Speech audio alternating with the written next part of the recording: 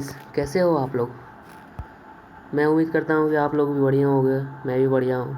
मैं हूँ अमित और आपका स्वागत करता हूँ अमित जोन यूट्यूब चैनल पर।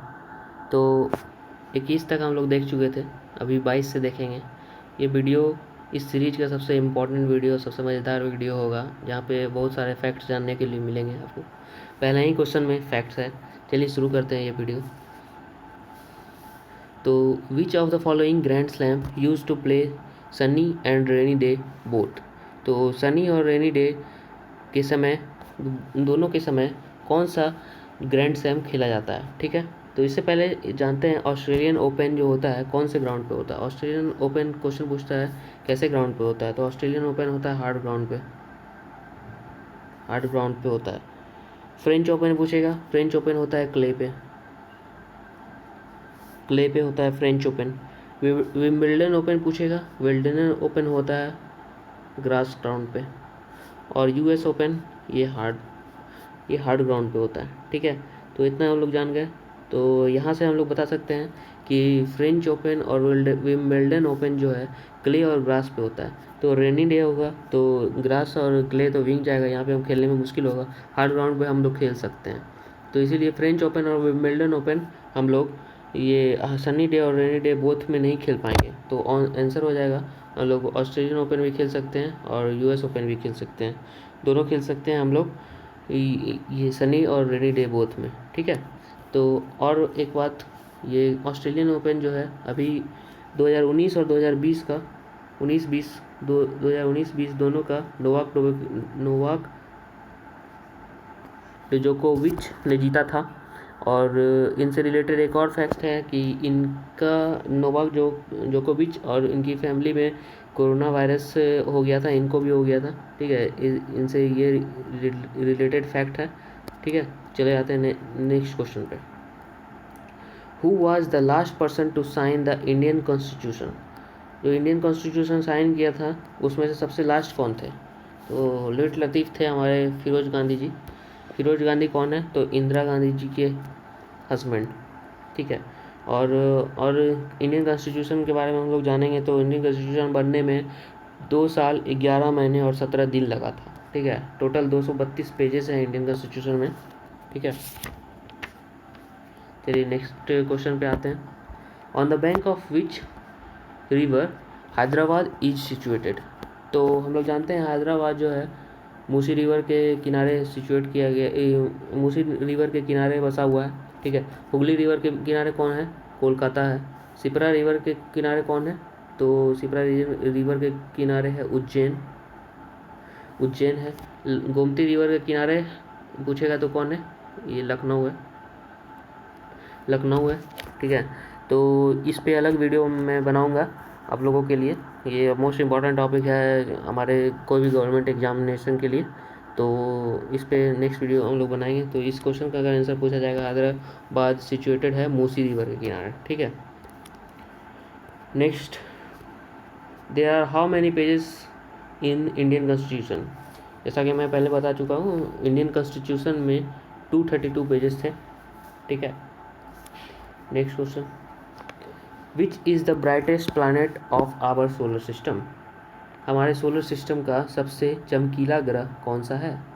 तो हमारे सोलर सिस्टम का सबसे चमकीला ग्रह, ये क्वेश्चन अक्सर स्टूडेंट जो है गलत करके आते हैं, वो मार करके आते हैं ऑप्शन डी, जो कि सरासर गलत है। मरकरी इसलिए मार के आते हैं, इसका भी रीज़न है क्योंकि वो सोचते हैं सबसे पहला ग्रह जो है मरकरी है सूर्य के निकट, तो सबसे ज़्यादा चमकीला वो होगा। नहीं, बिल्कुल भी नहीं, ऐसा नहीं है। ठीक है, तो आंसर क्या हो जाएगा, आंसर हो जाएगा आपका वेनस। वेनस क्यों हो जाएगा, तो वेनस में जो है सल्फ्यूरिक एसिड का क्लाउड बना हुआ, चारों ओर जो उसके अंदर है सल्फ्यूरिक एसिड का क्लाउड बना हुआ है, जिसके कारण जो लाइट जो आता है उसके ऊपर उसको पूरा एब्जॉर्ब कर लेता है और उसको डिफ्यूज नहीं होने देता है। तो इसलिए वेनस जो है चमकीला ग्रह है।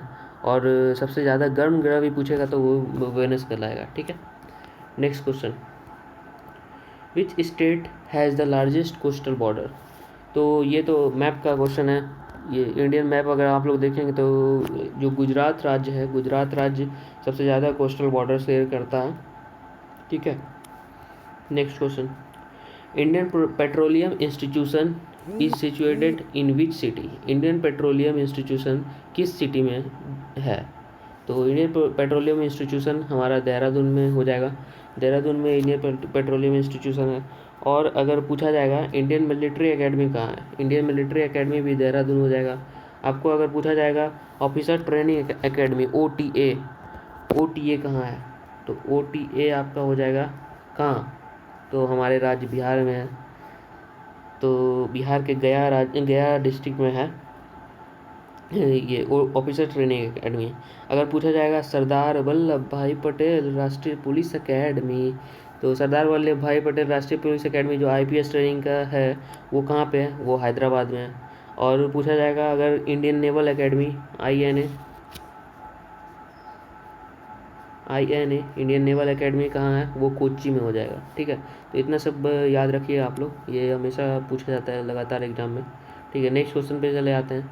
Firstly India word used in which language, तो इंडिया वर्ड कौन सा लैंग्वेज में सबसे पहले यूज किया गया था?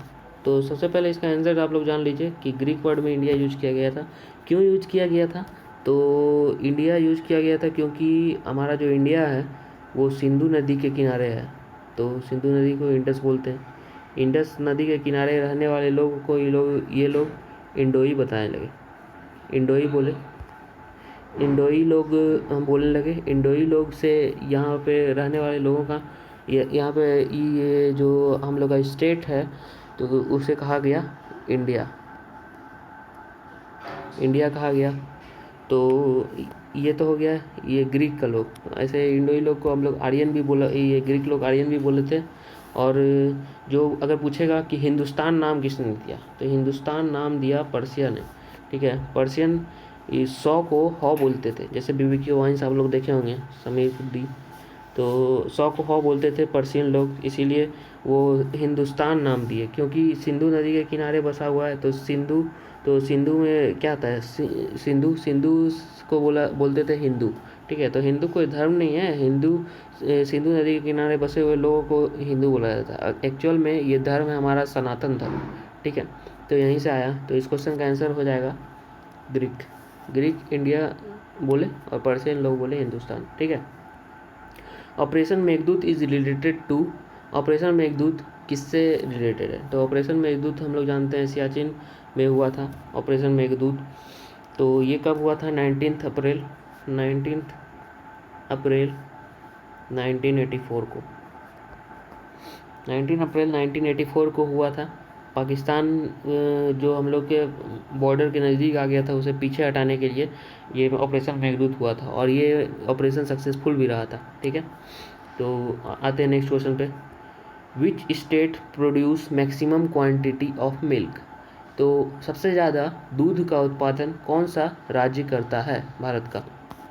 ठीक है, तो अगर दूध का उत्पादन अभी पूछेगा तो अभी दूध का उत्पादन हरियाणा सबसे ज़्यादा करता है। कुछ समय पहले यूपी करता था, यूपी सबसे ज़्यादा दूध का उत्पादन करता था।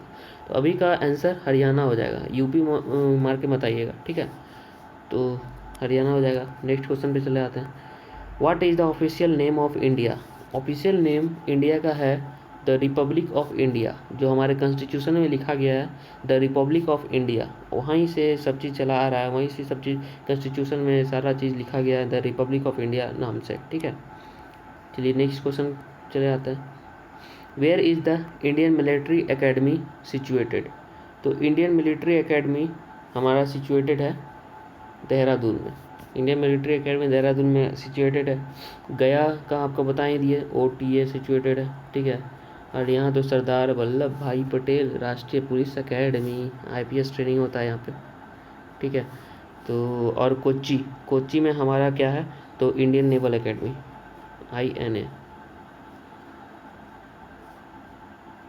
INA situated. ठीक है, तो इसे याद रखिएगा। और नेक्स्ट क्वेश्चन चले आते हैं। Veer Savarkar international airport named as which gate of India, तो वीर सावरकर इंटरनेशनल एयरपोर्ट को कौन सा गेट बोला गया है? तो पहले जानेंगे वीर सावरकर इंटरनेशनल एयरपोर्ट जो है कहाँ है, तो वीर सावरकर इंटरनेशनल एयरपोर्ट है पोर्ट ब्लेयर में। ठीक है, पोर्ट ब्लेयर अंडमान निकोबार। ठीक है, और इसे हम लोग कहते हैं ईस्टर्न गेट ऑफ इंडिया, इसका नाम दिया गया eastern gate of India, Port Blair पे है, वीर सावरकर इंटरनेशनल एयरपोर्ट है। ठीक है, नेक्स्ट क्वेश्चन चले आते हैं। विच is the largest tributary of Indus river. ठीक है, तो इस क्वेश्चन का आंसर देने से पहले आपको तो पता होना चाहिए कि इंडस रिवर जो कि सिंधु रिवर है, इसका ट्रिब्यूटरी जो है, सहायक नदियाँ कौन कौन सी है। तो सहायक नदियाँ हैं झेलम है, झेलम सहायक है, बीज सहायक है, चेनाब सहायक है, सतलज सहायक है और रावी सहायक है। सतलज और रावी, ये सारी सहायक नदियाँ हैं इंडस की। और सबसे बड़ी अगर सहायक नदियाँ पूछी जाएगी तो उसका आंसर हो जाएगा चेनाब रिवर। ठीक है, चेनाब रिवर जो है इंडस नदी, सिंधु नदी की सबसे बड़ी सहायक नदियों में से एक है। मतलब सबसे बड़ी सहायक नदी अगर पूछा जाएगा तो चेनाबी नदी है सबसे बड़ी सहायक नदी। एक और क्वेश्चन लेंगे जो कि बहुत इंटरेस्टिंग क्वेश्चन है, सारा इंटरेस्टिंग क्वेश्चन इसी वीडियो में लगा देते हैं। ठीक है, तो which of the following was died while Kalinjar victory. ठीक है, कलिंजर का लड़ाई कब हुआ था, आप लोग को पता होगा। कलिंजर की लड़ाई 1945 में हुआ था, 1945 में हुआ था। तो इस लड़ाई में कौन मरे थे, तो शेरशाह सूरी मरे थे। शेरशाह सूरी की मृत्यु हुई थी इस लड़ाई में। कैसे हुई थी, तो यहाँ जो इनके इंजीनियर सब थे, इंजीनियर साहब जो थे इनके, जो तोप चला रहे थे पीछे से, तो ये सबसे आगे ये शेरशाह सूरी लड़ रहे थे, और पीछे से जो तोप चला रहे थे इंजीनियर लोग और जो तोप चालक जो थे, वो क्या किए कि अपने ही राजा पे तोप का गोला छोड़ दिए। आगे आगे राजा चल रहा है, पीछे से तोप चल रहा है, तोप जो उड़ा करके दिए इसी राजा पे, तो उसी के कारण इनकी मृत्यु हो गई। ठीक है, नेक्स्ट वीडियो में अगला पार्ट लेके आएंगे। Please like share and subscribe this video for more updated and more important videos. Thank you.